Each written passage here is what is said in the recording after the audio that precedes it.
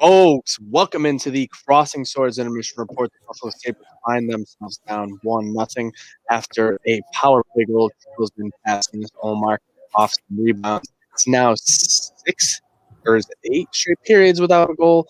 I'm losing track at this point. Wayne, we still can't find the back of the net, but did have good chances there in that first period. No, I mean, I'm not upset with the way they played. Like, they played a solid first 20 minutes.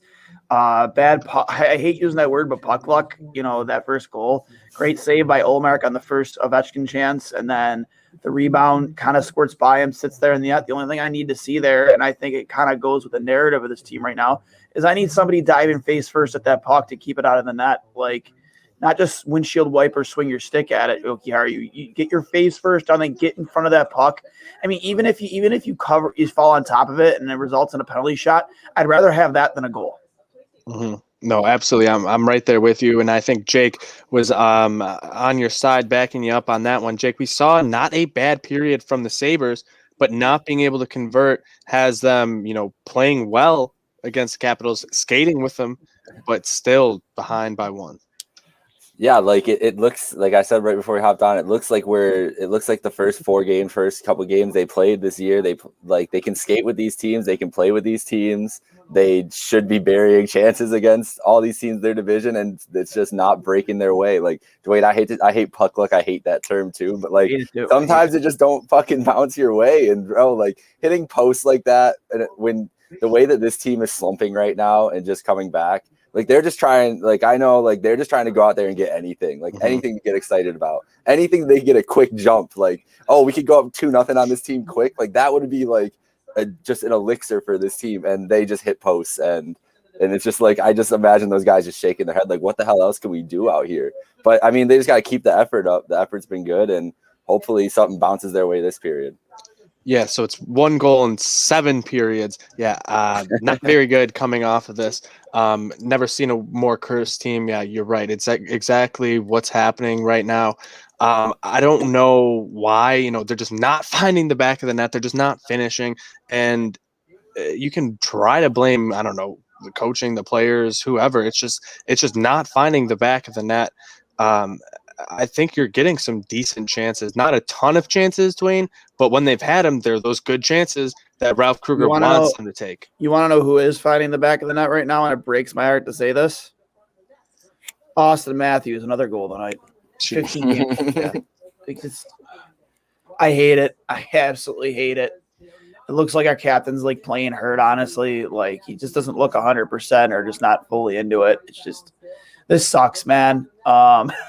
Sorry for that side note. I just got the notification that he just Yeah, and it just sucks to piss away another good period, and you find yourself trailing the way they are. Especially, the puck just kind of trickles through on 2 or 3 rebounds there past Olmark.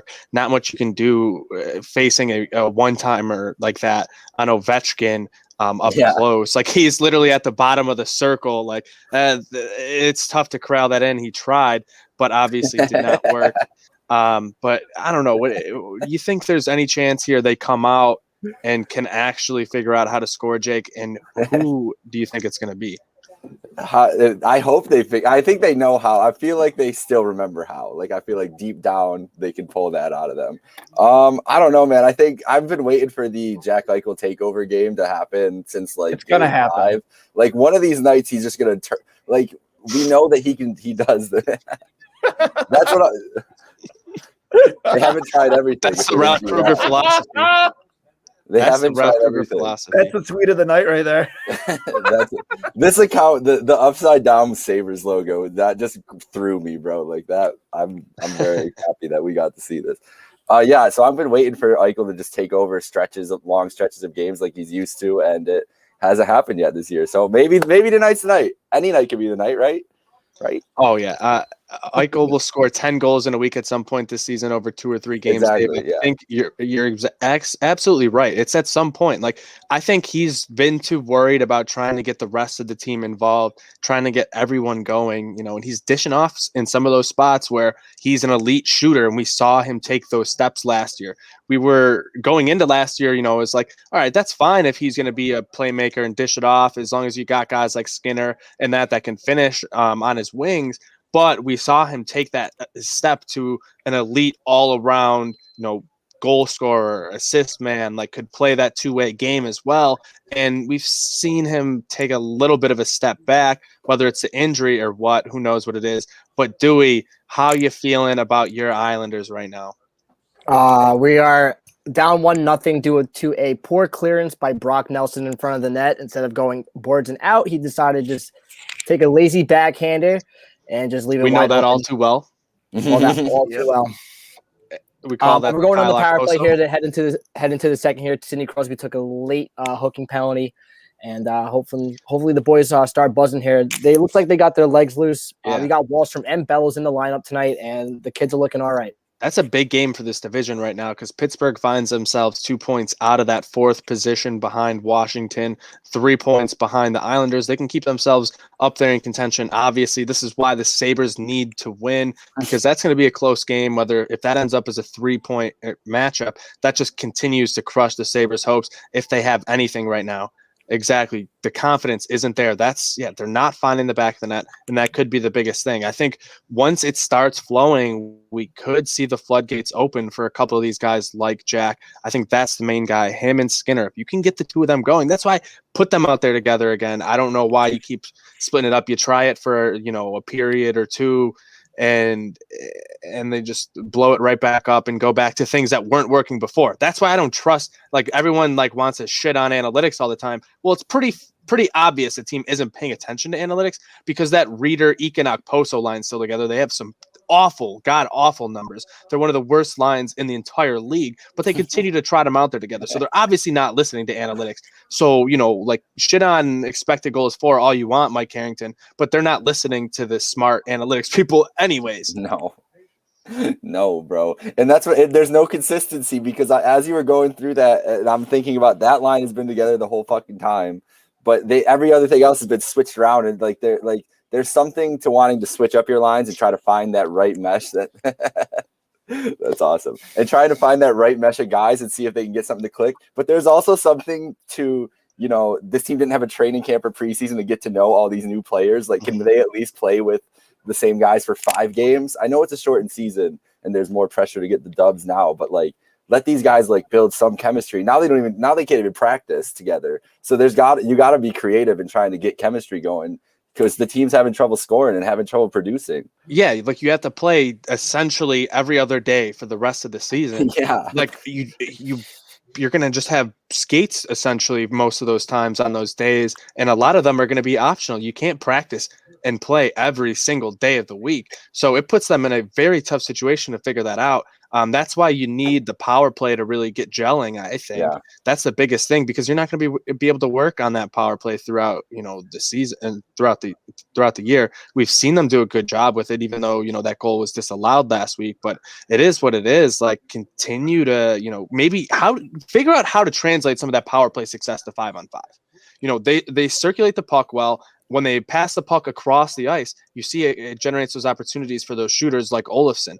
Dwayne, I think that's got to be what you should be looking to do if you're Ralph Kruger. Translate some of those power play successes into the 5v5.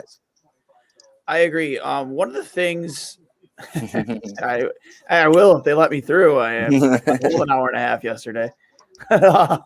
They decided to talk about water bottles and scrambled eggs and the Atlanta Falcons instead of taking calls about the Sabres legitimately for an hour and a half.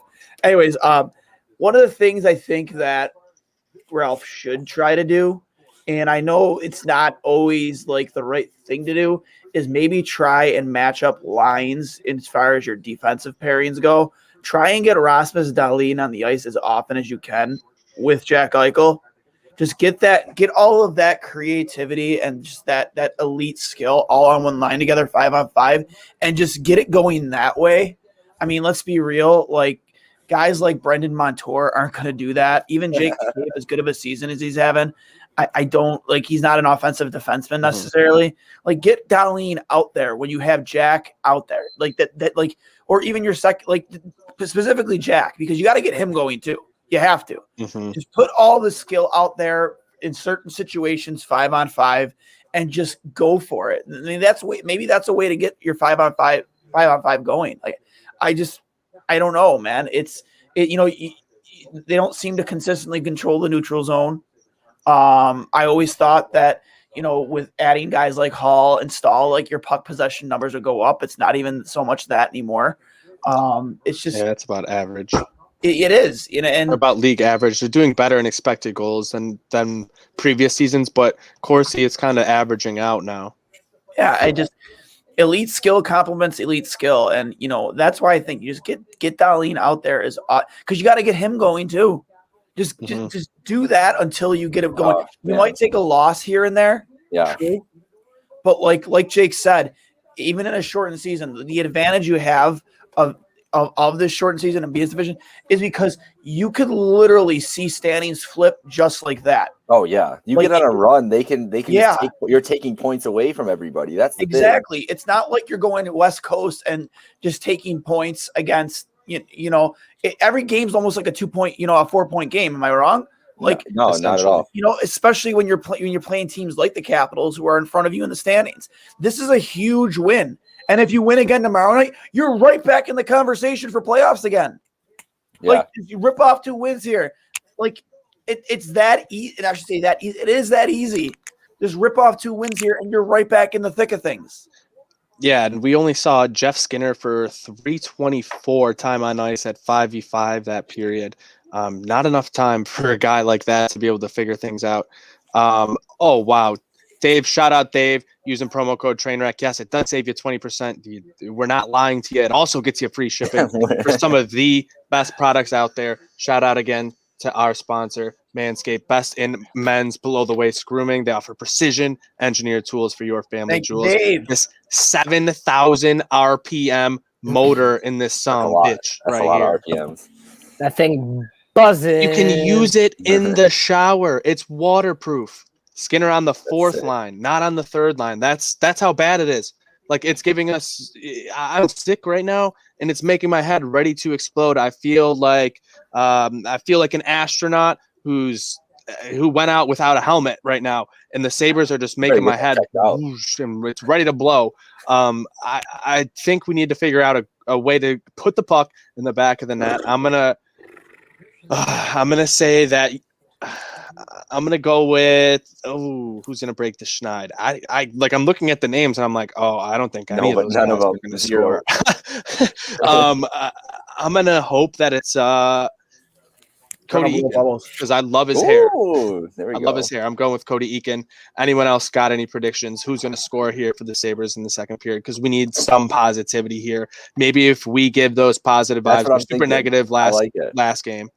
I'm manifesting this for Rasmus Dahlin. That dude needs it in the worst way. Like, he needs it. So please, just give him just give him an easy tap in, rebound, and just they all need those two really. I like that Skinner more than Dahlin. Kevin. I just said it, man. It's Skinner. I think tonight's the night for Skinner. It's gotta be.